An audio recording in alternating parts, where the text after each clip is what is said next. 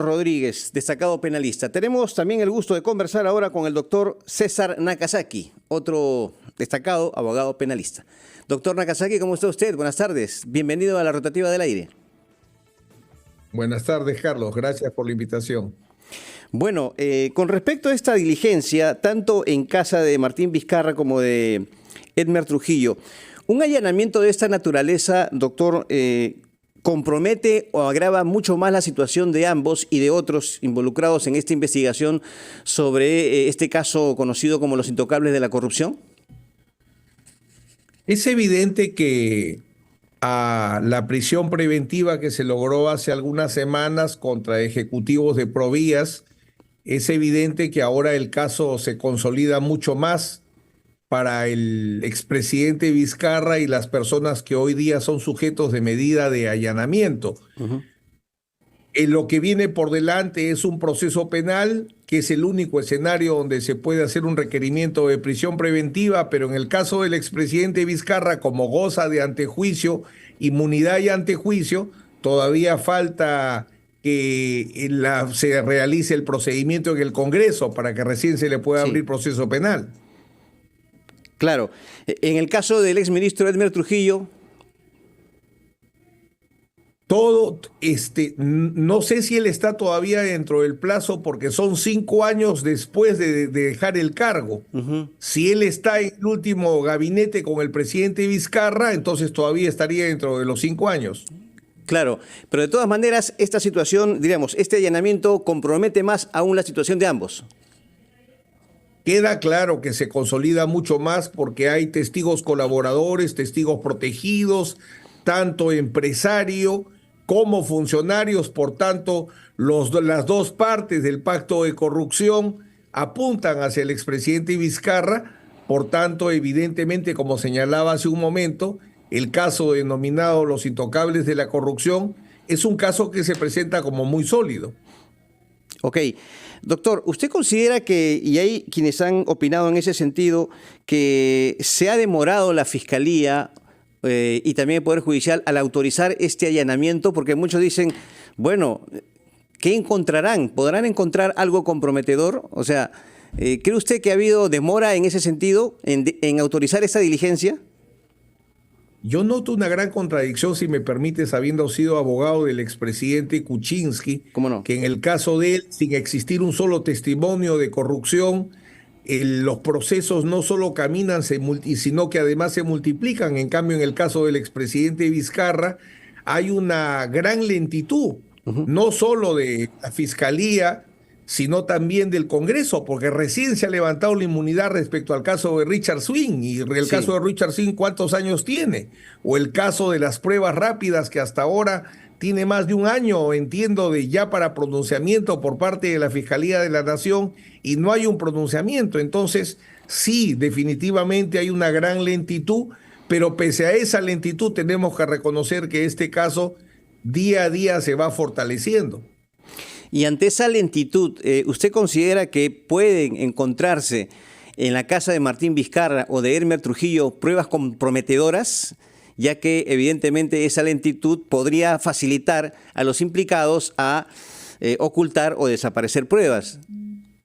Siempre es posible encontrar algo en los allanamientos, pero coincido con quienes opinan que es bastante tardía esta diligencia, porque sería pues muy torpe, que ya es siendo evidente desde hace varios meses y concretamente desde que caen funcionarios importantes de Provías hace poco, de Proinversión, perdón, hace poco. Entonces yo creo que no debe haber mucho que esperemos de los allanamientos, pero pese a lo poco, mucho que se pudiera encontrar en los allanamientos, los testimonios, principalmente de los colaboradores eficaces y los testigos protegidos, nos ponen frente a un caso que tranquilamente ya debería pasar a proceso penal.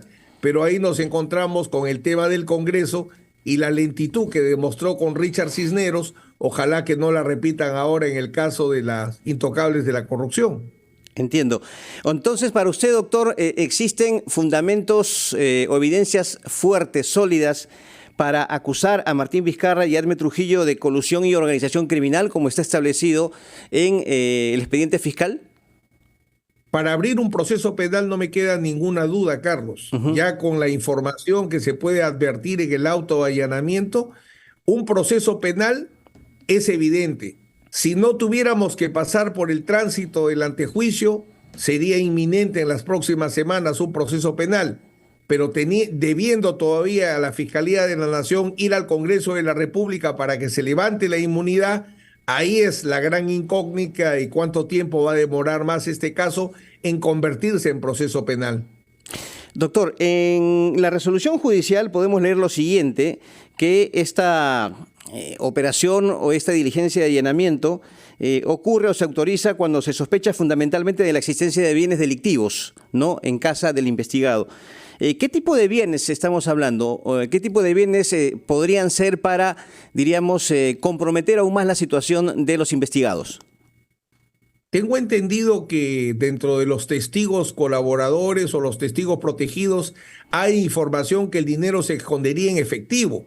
Y tengo entendido, por tanto, que el allanamiento apuntaba a encontrar dinero, no los efectos del soborno. Sobre todo cuando tenemos a un funcionario importante que hace algunas semanas se le encontró una cantidad significativa de dinero en su casa, en este caso. Sí, efectivamente. Aunque, bueno, ¿usted cree que el dinero esté ahí después de tanto tiempo?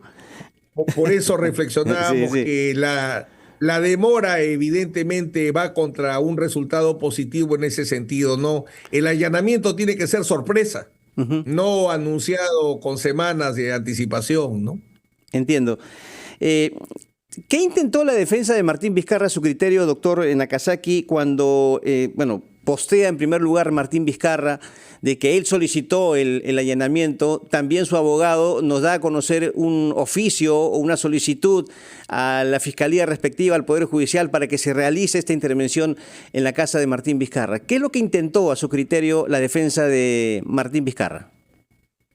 Ahí lo que se ejecuta es una defensa preventiva frente a la contingencia de un requerimiento de prisión preventiva.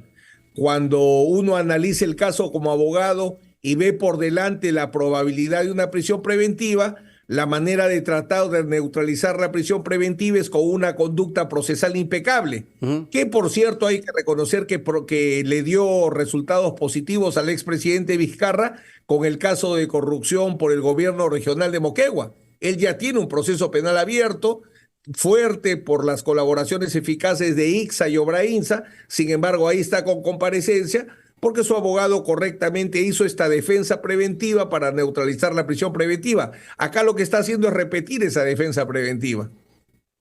Claro, pero la autorización no es justamente por la solicitud. Esto es definitivamente por es solamente orden judicial. Gesto, es simbólico, porque el allanamiento es una orden judicial que se da por requerimiento del Ministerio Público. Entiendo. Doctor, usted habla de la lentitud que ha habido en este proceso y ha hecho la comparación respectiva con el caso de Pedro Pablo Kuczynski. ¿Usted considera que está siendo protegido Martín Vizcarra? Hay definitivamente un sistema de protección en el caso del expresidente Vizcarra que responde a esta lentitud, ¿no? En el caso del expresidente Kuczynski tenía un par de días, muy poco tiempo de salido de presidente de la República y hubo una lluvia de allanamientos. Yo estuve en esas diligencias, por eso es que me motiva esta reflexión. Un ejército de fiscales a los 2-3 días de haber sido presidente. Conozco, porque he sido abogado de una exministra de Salud del régimen de Vizcarra, que en el caso de las pruebas rápidas ya tiene un año para pronunciamiento de la Fiscalía de la Nación, un caso tan importante y que implicó tantas muertes para compatriotas, y está parado.